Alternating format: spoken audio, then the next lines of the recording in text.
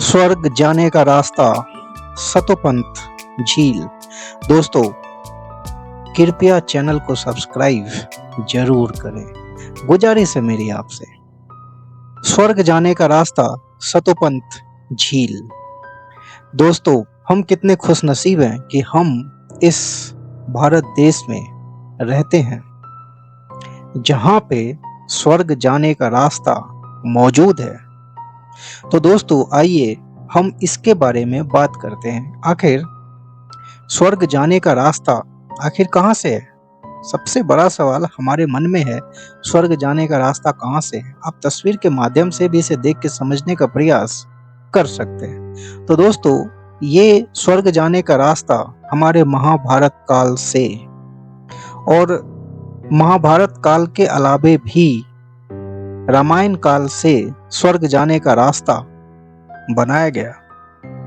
उन तमाम बातों के बारे में महाभारत काल की भी बात करेंगे और रामायण की भी बात करेंगे। आखिर स्वर्ग जाने का रास्ता कहाँ से है? हम कितने खुशनसीब है दोस्तों कि स्वर्ग जाने का रास्ता हमारे भारत देश से गुजरता है। और दोस्तों, गुजारिश है मेरी आपसे, कृपया चैनल को सब्सक्राइब। आगे आप समझते हैं। तो दोस्तों, यदि स्वर्ग जाने के रास्ते के बारे में बात करूं तो सतोपंथ झील के आगे ही है स्वर्ग जाने का रास्ता। अब दोस्तों, मैं कुछ ऐसे पहलू की बात करूंगा जहां से स्वर्ग जाने की शुरुआत यदि होती है तो वो शुरुआत होती है माना गांव से। ये गांव जहां से स्वर्गारोहिणी और सतोपंथ झील की शुरुआत होती है। दोस्तों, भारत में जहां भी जाएं, आपको इतिहास के ऐसे अजीबो गरीब किस्से कहानियां मिलेंगी जो सत्य भी है, काल्पनिक भी है और लोग इसे मानते भी हैं, समझते भी हैं और विश्वास भी करते हैं और अपने इष्ट और अपने भगवान के प्रति एक आस्था भी है। आपको सोचने पे मजबूर कर देगी। हर पर्वत, हर पहाड़, हर नदी के साथ जुड़ी है एक आस्था की कहानी, एक विश्वास की कहानी। अगर देवभूमि उत्तराखंड में घूमने की बात करें तो यहाँ पर तो हैरान करने वाले दिलचस्प कथाओं का कोई अंत ही नहीं है। दोस्तों, सतोपंथ यानी सत्य का रास्ता। मान्यता है कि महाभारत काल में पांडव इसी रास्ते से स्वर्ग की ओर गए थे। यही वजह है कि इस झील का नाम सतोपंथ पड़ गया। इसके अलावा यह भी बताया जाता है कि जब पांडव स्वर्ग की ओर जा रहे थे, एक एक करके उनकी मृत्यु हो रही थी।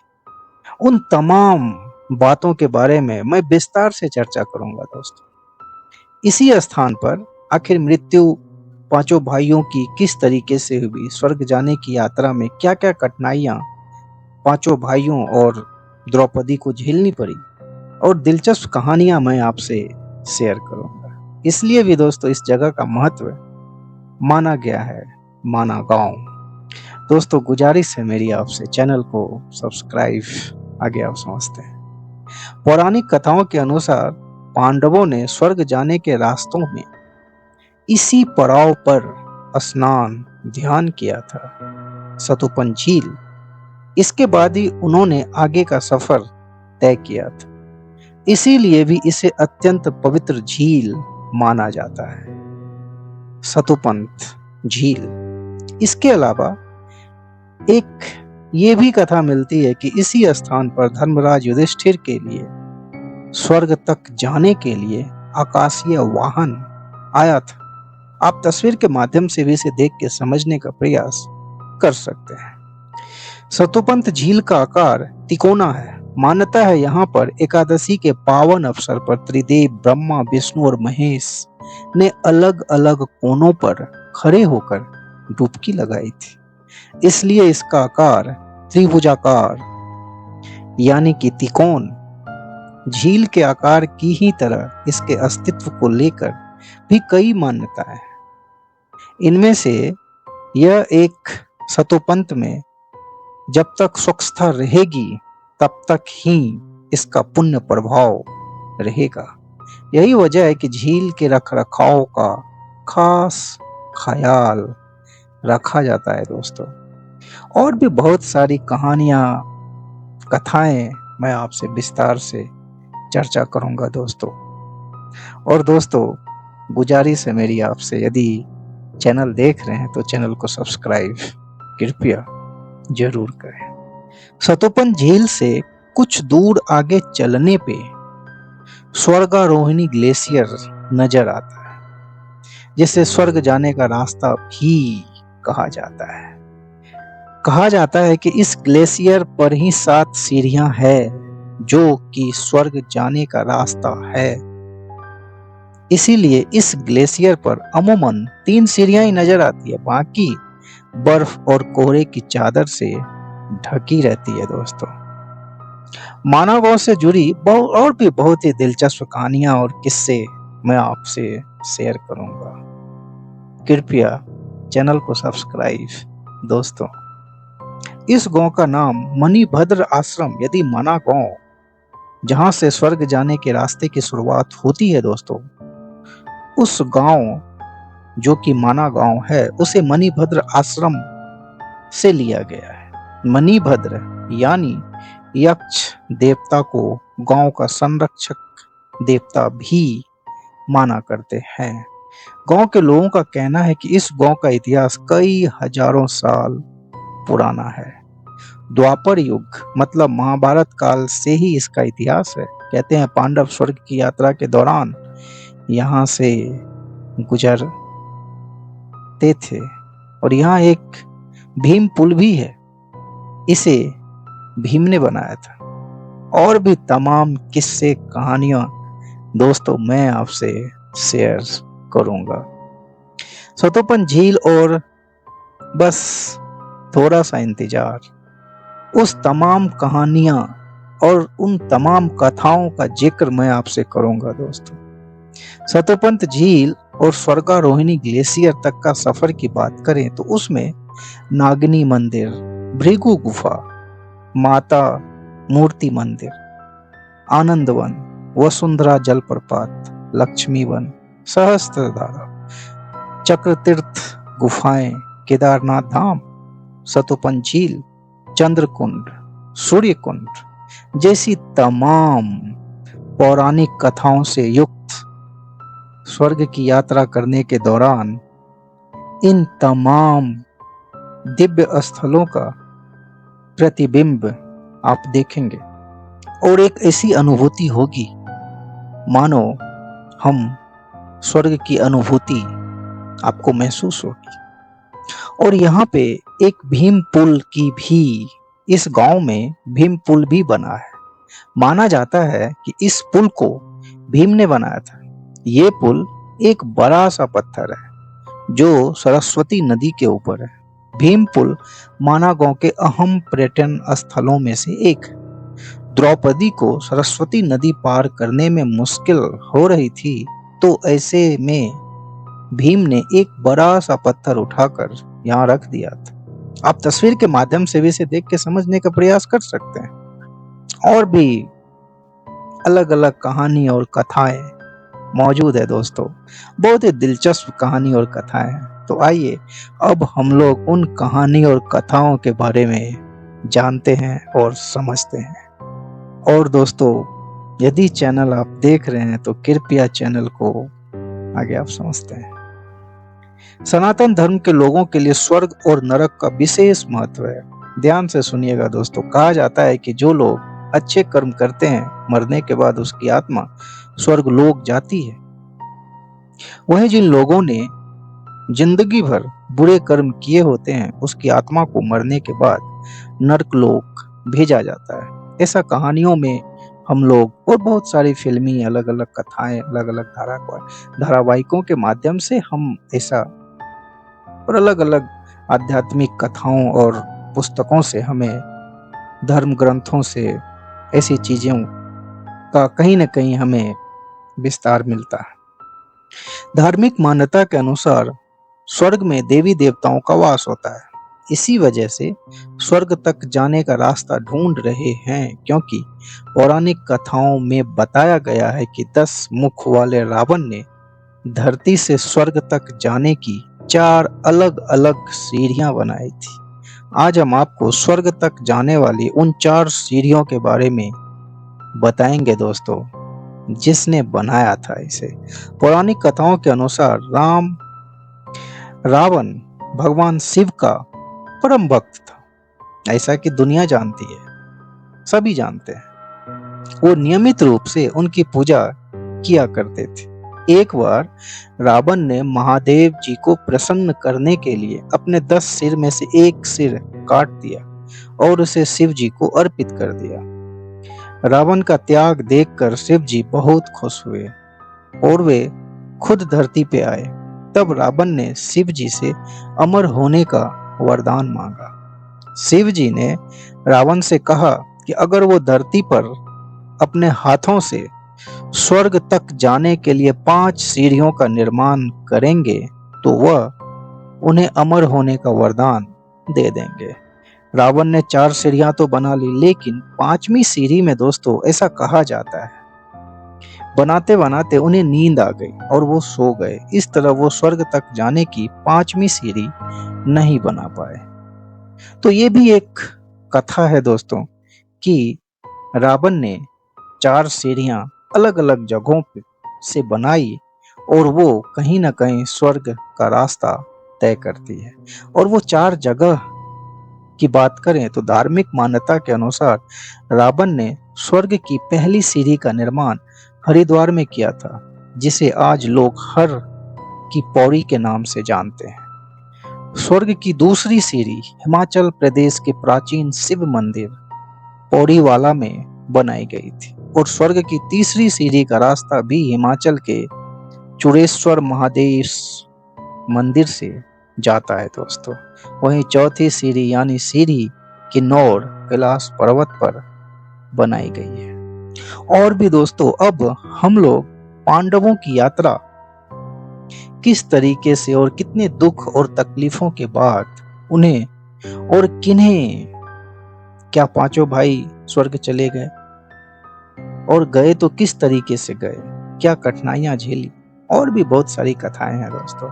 तो मैं पांडवों की स्वर्ग यात्रा की बात करता हूँ। कुरुक्षेत्र के बाद जब श्री कृष्ण और श्री बलराम जी अपना देह त्याग देते हैं, तब युधिष्ठिर तय करते हैं कि सभी पांडवों को अब पृथ्वी लोक छोड़ने का समय आ गया है। राजा परीक्षित का अभिषेक करके पांडवों ने उसे हस्तिनापुर का राजा बना दिया। उसके बाद पांडव और द्रौपदी सब के सब उपवास का व्रत लेकर पूर्व दिशा की ओर मुंह करके चल दिए। आगे आगे युधिष्ठिर चलते थे, उनके पीछे पीछे भीम, और भीम के पीछे अर्जुन, और अर्जुन के पीछे नकुल और सहदेव चल रहे थे। इन सब के पीछे द्रौपदी चल रही थी। आगे चलते चलते पांडवों ने महापर्वत हिमालय का दर्शन किया। उसे भी लांघ कर जब वो आगे बढ़े तब उन्हें मेरु का दर्शन किया। सब पांडव योग धर्मों में स्थित हो बड़ी शीघ्रता से चल रहे थे दोस्तों। उनमें से द्रौपदी का मन योग से विचलित हो गया, अतः वह लड़खड़ाकर पृथ्वी पे गिर पड़ी। तब भीम ने महाराज युधिष्ठिर से पूछा कि आखिर राजकुमारी द्रौपदी ने कभी कोई पाप नहीं किया, फिर बताइए कौन सा कारण है जिससे वह नीचे गिर गई। युधिष्ठिर कहते हैं, उनके मन में अर्जुन के प्रति विशेष पक्षपात था, वह उसी का फल भोग रही है। ऐसा कहकर उसकी ओर देखे बिना ही बुद्धिमान धर्मात्मा युधिष्ठिर मन को एकाग्र करके आगे बढ़ गए। फिर दोस्तों उसके बाद सहदेव की मृत्यु होती है। द्रौपदी के मृत्यु के थोड़ी देर बाद विद्वान सहदेव भी धरती पर गिर पड़ते हैं। उन्हें भी गिरा देख भीमसेन ने राजा से पूछा, जो सदा हम लोगों की सेवा किया करता था और जिसमें अहंकार का नाम भी नहीं था, वह सहदेव किस दोष के कारण धराशायी हुआ।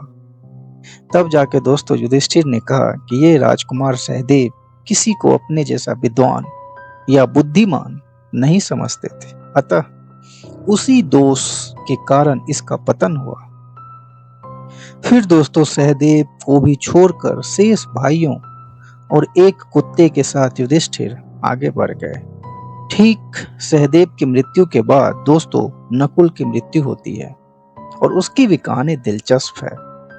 मैं बताऊंगा दोस्तों, सारी दिलचस्प कहानियां मैं आपको बताऊंगा। और दोस्तों गुजारिश है मेरी आपसे, यदि चैनल पे नए हैं या चैनल देख रहे हैं तो कृपया चैनल को सब्सक्राइब जरूर करें। नकुल की मृत्यु की बात करें दोस्तों तो द्रौपदी और सहदेव को गिरे देख सूरवीर नकुल भी गिर पड़े। मनोहर दिखाई देने वाले वीर नकुल के धराशायी होने पर भीमसेन ने पूछा राजा युधिष्ठिर से यह प्रश्न, संसार में जिसकी रूप की समानता करने वाला कोई नहीं था, तो भी जिसने कभी अपने धर्म में त्रुटि नहीं आने दी तथा जो सदा हम लोगों की आज्ञा का पालन करता था, वह हमारा प्रिय बंधु नकुल क्यों पृथ्वी पे गिर गया। तो दोस्तों युधिष्ठिर जी ने बोला, नकुल के विषय में इस प्रकार का उत्तर दिया, नकुल की दृष्टि सदा ऐसी रही कि रूप में मेरे समान दूसरा कोई नहीं है। उसके मन में यही बात बैठी रहती थी, सबसे अधिक रूपमान हूं, इसलिए नकुल नीचे गिर गया। फिर दोस्तों अर्जुन की मृत्यु होती है। द्रौपदी तथा नकुल और सहदेव तीनों की मृत्यु होने के बाद यह देखकर शत्रु वीरों का संहार करने वाले श्वेत वाहन पांडुपुत्र अर्जुन शोक से संतप्त हो स्वयं भी गिर पड़े। इंद्र के समान तेजस्वी वीर पुरुष अर्जुन जब पृथ्वी पर गिरकर प्राण त्याग करने लगे, उस समय भीम ने राजा युधिष्ठिर से पूछा, महात्मा अर्जुन कभी परिहास में भी झूठ बोले हो ऐसा मुझे याद नहीं आता, फिर यह किस कर्म का फल है जिससे उसे पृथ्वी पे गिरना पड़ा। युधिष्ठिर बोले, अर्जुन को अपनी शूरता, अपनी वीरता, अपने पराक्रम पे बहुत घमंड था। उन्होंने कहा कि मैं एक ही दिन में शत्रु को भस्म कर डालूंगा, किंतु ऐसा नहीं किया जा सकता क्योंकि उन्होंने दिव्यास्त्र का उपयोग करना चाहा। अपना कल्याण चाहने वाले पुरुष को ऐसा नहीं करना चाहिए। फिर दोस्तों भीमसेन की मृत्यु होती है, मगर भीमसेन पूछते हैं, भीमसेन ने धर्मराज युधिष्ठिर को पुकार कर पूछा कि जरा मेरी ओर तो देखिए, मैं आपका प्रिय भीमसेन यहाँ गिर पड़ा, यदि जानते हो तो बताइए मेरे इस पतन का कारण क्या है। युधिष्ठिर ने कहा, दोस्तों चैनल को सब्सक्राइब जरूर करें। युधिष्ठिर ने कहा, भीमसेन तुम बहुत खाते थे और दूसरों को कुछ भी ना समझकर अपने बल की डिंग हाका करते थे, इसी से तुम्हें भी धराशायी होना पड़ा। ये कहकर युधिष्ठिर उनकी ओर देखे बिना ही आगे चल दिए। फिर दोस्तों धर्मराज युधिष्ठिर आखिर किस तरीके से स्वर्ग का रास्ता तय करते हैं, अब हम उसके बारे में समझते हैं और आप तस्वीर के माध्यम से भी इसे देख के समझने का प्रयास कर सकते हैं। द्रौपदी और 4 भाई की मृत्यु के बाद युधिष्ठिर अकेले चलने लगे। एक कुत्ता भी बराबर उनका अनुसरण करता रहा। आकाश और पृथ्वी को सब ओर से ध्वनित करते हुए देवराज इंद्र के साथ युधिष्ठिर के पास आ पहुंचे। देवराज इंद्र युधिष्ठिर के पास आ पहुंचे और उनसे बोले, तुम इस रथ पर सवार हो जाओ। युधिष्ठिर बोले, मेरे भाई मार्ग में गिर पड़े हैं, वह भी मेरे साथ चले, इसकी व्यवस्था कीजिए, क्योंकि मैं भाइयों के बिना स्वर्ग नहीं जाना चाहता। राजकुमारी द्रौपदी भी हम लोगों के साथ चले, इसकी अनुमति दीजिए। देवराज इंद्र ने कहा, तुम्हारे सभी भाई तुमसे पहले ही स्वर्ग में पहुंच गए, उनके साथ द्रौपदी भी है। वहां चलने पर वह सब तुम्हें मिलेंगे। ये सब मानव शरीर का परित्याग करके स्वर्ग में गए हैं, किंतु तुम इसी शरीर से वहां चलोगे, इसमें कोई संशय नहीं है। फिर दोस्तों युधिष्ठिर ने कहा, ये कुत्ता मेरा बड़ा भक्त है, इसने सदा ही मेरा साथ दिया। अच्छा, यह भी मेरे साथ चले, ऐसी आज्ञा दीजिए, क्योंकि मेरी बुद्धि में निष्ठुरता का अभाव है। तब जाके इंद्र ने कहा, तुम्हें अमरता और स्वर्गीय सुख भी उपलब्ध हुए हैं, अतः इस कुत्ते को छोड़ो और मेरे साथ चलो, इसमें कोई कठोरता नहीं है। फिर दोस्तों युधिष्ठिर ने कहा, संसार में यह निश्चित बात है कि मेरे और मरे हुए मनुष्यों के साथ ना तो किसी का मेल होता है, ना विरोध। द्रौपदी तथा उनके भाइयों को जीवित करना मेरे बस की बात नहीं है, अतः मर जाने पर मैंने उसका त्याग कर दिया है।